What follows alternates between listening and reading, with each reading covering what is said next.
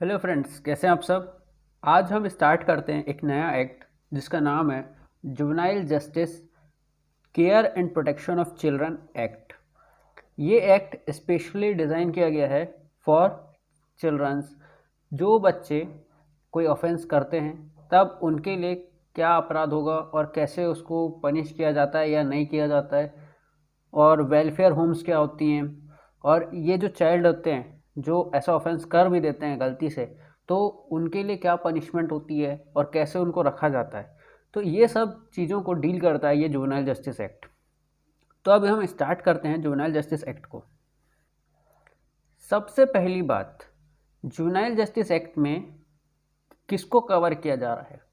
तो जो juvenile justice care and protection of children act है वो डिफाइन कर रहा है a child as a person who is below the age of 18 year. ऐसे चाइल्ड जो कि 18 साल से कम है, मतलब ऐसा पर्सन जो भी 18 साल से कम है उसको जुवेनाइल जस्टिस एक्ट में एज अ चाइल्ड ट्रीट किया जाएगा, और इन्हीं चाइल्ड से डील करता है जुवेनाइल जस्टिस एक्ट। अब देखते हैं हम जो जुवेनाइल जस्टिस एक्ट है उसमें कैटेगरीज जो हैं, जो चिल्ड्रंस को है दो कैटेगरीज में बांटा गया है। तो इसमें बता दिया गया है, पहला child in conflict with law या फिर children in conflict with law, ये एक पहली कैटेगरी है। दूसरी कैटेगरी है children in need of care and protection. जो भी चिल्ड्रन है इनको दो पार्ट में बांटा गया, ऐसे चिल्ड्रन जो कि कॉन्फ्लिक्ट विथ लॉ है और ऐसे चिल्ड्रन जिनको need of care and protection की ज़रूरत है। तो यहाँ पे बताया गया है जो चाइल्ड का मतलब होता है जो भी पर्सन 18 साल से कम है वो चाइल्ड है। अब चाइल्ड को दो कैटेगरी में तो बांट दिया, अब इन दो कैटेगरी में बांटा गया तो इनका मतलब क्या होता है। पहले हम देखते हैं child in conflict with law. Child in conflict with law जो है वो डील किया जाता है बाय जुवेनाइल जस्टिस बोर्ड। मतलब juvenile justice board child in conflict with law को डील करेंगे। और जब बात आएगी चाइल्ड की केयर और प्रोटेक्शन की, तो वो कौन डील करेगा, उसको डील करेगा चाइल्ड वेलफेयर कमिटीज़। तो यहाँ पे एक बेसिक डिफरेंस बताया गया। अभी हम child in conflict with law की पूरी डेफिनेशन भी समझेंगे कि ये होता क्या है, और child in near need of care and protection भी समझेंगे, लेकिन इनको समझने के पहले जो बेसिक इनके डिफरेंसेस है वो भी हमको जान लेना ज़रूरी होता है। तो जब कॉन्फ्लिक्ट विथ लॉ हो रहा है चाइल्ड का, तब उसको डील किया जा रहा है जुवेनाइल जस्टिस बोर्ड के द्वारा। जुवेनाइल जस्टिस बोर्ड, अब मैं आगे कहीं पे भी सिर्फ बोर्ड वर्ड यूज़ करूं तो आप समझ जाना कि मैं जुवेनाइल जस्टिस बोर्ड की बात कर रहा हूं। और जब मैं बात करूंगा child in need of care and protection में चाइल्ड वेलफेयर कमेटी की, तो मैं अगर कमेटी बोलूं तो समझ जाना कि मैं चाइल्ड वेलफेयर कमेटी की बात कर रहा हूं। इसको हम आगे में बहुत डिटेल में भी समझेंगे। अब हम इसके आगे चलते हैं। ऐसा व्यक्ति जो 18 साल से कम है उसको हम चाइल्ड बोल रहे हैं। तो कौन कौन से व्यक्ति 18 साल से कम है और कैसे ये पता चलेगा कि वो व्यक्ति 18 साल से कम है। यहाँ पे जुवेनाइल जस्टिस एक्ट के सामने सबसे बड़ा क्वेश्चन यही आया कि अगर कोई व्यक्ति 18 साल से कम है या 18 साल से ज़्यादा है तो उसका पता कैसे लगाया जाएगा। A person above 18 years should not be treated as a child and a person below the age of 18 years must be given the benefit of this act. तो चाइल्ड के 18 साल के होने का पता कैसे लगाया जाएगा, how to determine the age of child. तो यहाँ पे पहला बात बताया गया है, it is clear that a person below 18 year the juvenile justice board या child welfare committee can proceed with the dealing of the person as a child without waiting for the further age of proof. मतलब उसके सिर्फ appearance से दिख रहा है कि वो बच्चा 18 साल से कम है, तो वहाँ पे जो बोर्ड होगी या वो कमेटी होगी वो उस व्यक्ति को एज अ चाइल्ड डील कर सकती है। अब ये एक एग्जाम्पल ये भी दिया हुआ है कि date of birth on school certificate. School के सर्टिफिकेट में जैसे 10th का सर्टिफिकेट होता है, 12th का मार्कशीट्स होती हैं, इनमें और मैट्रिकुलेशन और इक्विवेलेंट सर्टिफिकेट, मैट्रिकुलेशन वही 10th का सर्टिफिकेट और इक्विवेलेंट मतलब उसके जो इक्विवेलेंट होते हैं वो, from the concerned examination board are preferred for the proof of age of a child. ये जो 10th की मार्कशीट है ये आपके as a proof of child जो बच्चे की जो एज होती है, एज का ये प्रूफ माना जाता है डेट ऑफ बर्थ के लिए। तो इससे भी हम डिटरमाइन कर सकते हैं। अब इसके बाद हम देखते हैं कि बोर्ड को अगर डाउट है कि ये बच्चा चाइल्ड है या नहीं है, तब बोर्ड या फिर कमेटी क्या करेंगी। यहाँ पे बोर्ड और कमेटी को अगर डाउट आता है तो पहला, refer to the date of birth on school certificate. पहला तो स्कूल सर्टिफिकेट में चेक करेंगी। दूसरा, अगर कोई स्कूल या मैट्रिकुलेशन सर्टिफिकेट के एब्सेंस, मतलब स्कूल या मैट्रिकुलेशन सर्टिफिकेट नहीं मिल रहा है, तब उसके बर्थ सर्टिफिकेट जो कि कॉरपोरेशन या फिर म्यूनसिपल अथॉरिटी या पंचायत के द्वारा दिया गया हो, किसके ऊपर जाएंगे, ऐसे कॉरपोरेशन या फिर म्यूनसिपल अथॉरिटी, नगर पालिका होता है, और पंचायत के द्वारा जो ग्रांट किया जाता है बर्थ सर्टिफिकेट, उससे हम उसके एज का कैलकुलेशन करेंगे अगर मैट्रिकुलेशन सर्टिफिकेट नहीं है तब। अब अगर स्कूल सर्टिफिकेट भी नहीं मिल रहा है, मैट्रिकुलेशन सर्टिफिकेट नहीं है और साथ ही साथ बर्थ सर्टिफिकेट भी नहीं मिल रहा, तब क्या करेंगे। If none of the above is available, तब जो एज होगी उसको डिटरमाइन किया जाएगा बाय ऑसिफिकेशन टेस्ट। ये एक इम्पॉर्टेंट टेस्ट है, इसको आप याद रखिएगा।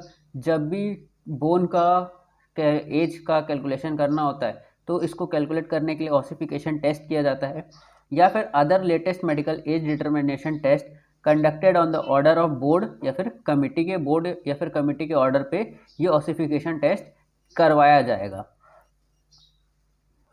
अब ऑसिफिकेशन टेस्ट होता क्या है।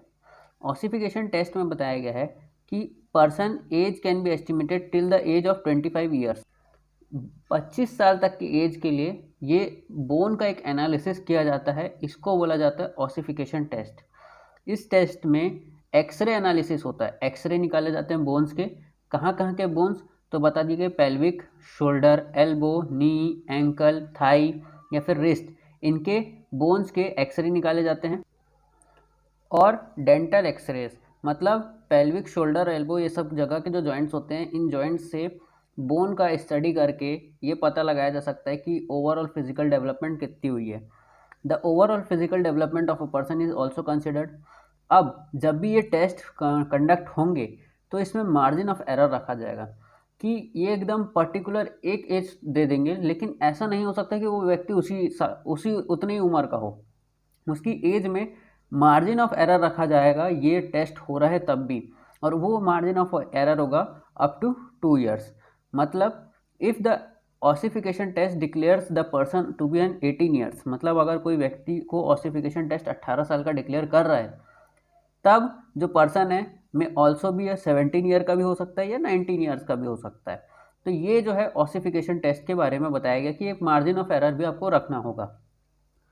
अब इसके बाद हम चलते हैं general principles of care and protection of children.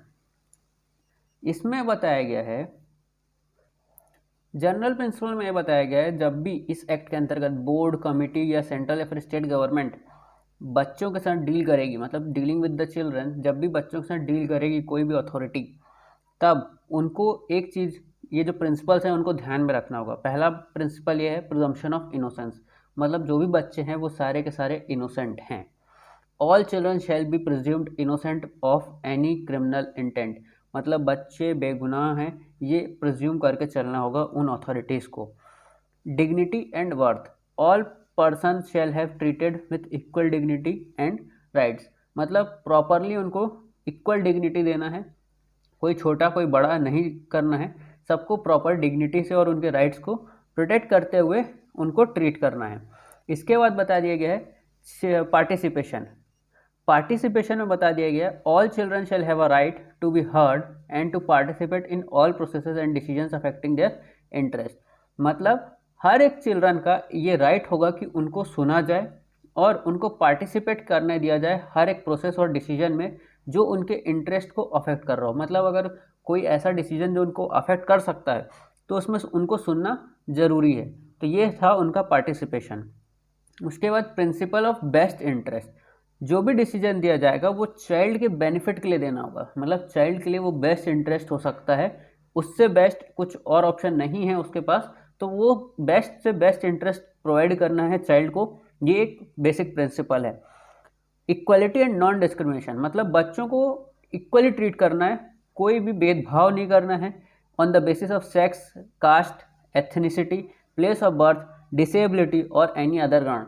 किसी भी बेसिस पे उसको डिस्क्रिमिनेट नहीं करना है और इक्वली ट्रीट करना है। ये एक जनरल प्रिंसिपल है और ये अथॉरिटीज़ और सेंट्रल गवर्नमेंट, स्टेट गवर्नमेंट के द्वारा फॉलो किया जाना है। अब हमने पहले ही देखा था कि जो चाइल्ड होते हैं जेजे एक्ट में, मतलब जुवेनाइल जस्टिस एक्ट में चाइल्ड्स को 2 पार्ट में बांटा गया। तो 2 पार्ट कौन कौन से थे? तो पहला था child in conflict with law. Child in conflict with law होता क्या है वो हम समझते हैं। Child in conflict with law को समझने के लिए आप इस इमेज से बहुत ही क्लियर और क्रिस्टल क्लियर आप समझ सकते होंगे कि child in conflict with law किसको बोला जाता होगा। Child in conflict with law means a child who is either alleged to have committed an offence, मतलब या तो उसने कोई ऑफेंस किया है या found to have committed an offence, या तो उसको ऑफेंस करते हुए देखा गया है। अगर ऐसा होता है तब वो व्यक्ति child in conflict with law कहलाएगा। और चाइल्ड जो ऑफेंस कर रहा है वो बिलो 18 ईयर्स ऑफ एज होना चाहिए on the date of offence took place. तो ये एक इम्पॉर्टेंट लाइन है कि जिस दिन ऑफेंस किया गया है वो ऑफेंस की डेट पे चाइल्ड 18 साल का होना ज़रूरी है। तो ये बहुत ही इम्पॉर्टेंट है। इसके लिए अब हम चलते हैं एक एग्जाम्पल जो कि इसमें दिया हुआ है। एक संपत जो है वो 14 साल का एक बॉय है, उसको रंगे हाथ पकड़ा जाता है बस स्टॉप में फॉर पिक पॉकेटिंग, मतलब पर्स चुराते हुए या पॉकेट मारते हुए उसको पकड़ा जाता है दिल्ली में। अब जो क्राउड है वो गैदर होती है around him and take him to police station, और उसको पुलिस स्टेशन लेकर जाती है। Since Sampat is below the age of 14 years on the day that he committed the offence, तो उसको डील किया जाएगा जेजे एक्ट के अंतर्गत। मतलब जिस दिन उसने वो ऑफेंस किया था उस दिन वो 14 साल का था, इसीलिए उसको इस एक्ट के अंतर्गत डील किया जाएगा। अब ये जो पॉइंट था कि जिस दिन ऑफेंस हुआ है वो 18 साल से कम होना चाहिए, तो अब इसका भी हम एक एग्जांपल देखते हैं। इसका एग्जांपल दिया हुआ है ये। Ashok is a 20-year-old college student. Ashok एक 20 साल का कॉलेज स्टूडेंट है। जब वो 16 साल का था, he and his friend Asif got into a fight in a scheduled park. In a fight rage, Ashok hit his friend with a hockey stick. He then ran away, leaving Asif lying on the ground with severe head injuries. यहाँ पे बताया गया है कि एक दिन अशोक अभी 20 साल का है, लेकिन जब वो 16 साल का था तब उसकी आसिफ के साथ एक फ़ाइट हुई थी, और उस फाइट में वो आसिफ को हॉकी स्टिक से मार के वहाँ से भाग गया था और आसिफ ग्राउंड पे पड़ा हुआ था और उसको बहुत ज़्यादा हेड इंजरीज भी आई थी। लेकिन आसिफ को 4 साल लग गए रिकवर होने में, ये बताने के लिए और आइडेंटिफाई करने के लिए कि अशोक ने ही उसको मारा था। मतलब उस ट्रॉमा से निकलने में और रिकवर होने में टोटल 4 साल लगे। 16 साल में उसने ऑफेंस किया था, लेकिन जब अशोक को पहचाना गया एज हिज अटैकर तब अशोक कितने का हो गया था? 20 साल का हो गया था। क्या तो अब 20 साल के व्यक्ति को आप जेजे एक्ट के अंतर्गत पनिश करेंगे? तो इसमें यही बोला गया है कि पुलिस ने जब उसको अरेस्ट किया तब भले वो 20 साल का था, लेकिन Ashok is now an adult because he was a child when the incident awkward. मतलब जब वो ऑफेंस किया तब तो वो 16 साल का था ना, तब तो वो एक बच्चा था, तो उसको ट्राई किया जाएगा जेजे एक्ट के अंतर्गत। तो यही बताया गया है कि जिस दिन ऑफेंस हुआ है वो उस दिन को आप कैलकुलेट करेंगे और उस दिन को वो बच्चा 18 साल से कम का होना चाहिए। तो ये है जेजे एक्ट का, और यही बताया गया है child in conflict with law में। अब जो बच्चा है, जो children in conflict with law है, उसको डील कैसे किया जाएगा? तो उसको डील किया जाएगा जुवेनाइल जस्टिस बोर्ड के द्वारा, जैसे कि हमने पहले भी पढ़ा। जुवेनाइल जस्टिस बोर्ड क्या होता है? तो जुवेनाइल जस्टिस बोर्ड एक ऐसा बोर्ड है जिसमें टोटल 3 मेंबर होते हैं, जिसमें 2 जो होते हैं वो सोशल वर्कर होते हैं और एक जुडिशियल मजिस्ट्रेट होता है। जुवेनाइल जस्टिस बोर्ड पहली बात तो ये डील करता है child in conflict with law से। ऐसे व्यक्ति, ऐसे चाइल्ड जो कि 18 साल से कम हैं और उन्होंने कोई अपराध किया है या तो उनको करते हुए देखा गया है, तो उनको जुवेनाइल जस्टिस बोर्ड के द्वारा डील किया जाएगा। अब इस बोर्ड में 3 मेंबर हैं जिसमें 2 सोशल वर्कर हैं, और 2 सोशल वर्कर में भी एक सोशल वर्कर का एटलीस्ट वुमेन होना ज़रूरी है। तो ये इमेज बहुत ही क्रिस्टल क्लियर इमेज है जिसमें बताया जा रहा है कि ये बोर्ड में 2 सोशल वर्कर्स हैं जिसमें एक जो है वो वुमेन है और एक जुडिशल मजिस्ट्रेट हैं जो यहाँ पे प्रेजेंट हैं। तो ये 3 जन मिल के जुवेनाइल जस्टिस बोर्ड का गठन करते हैं।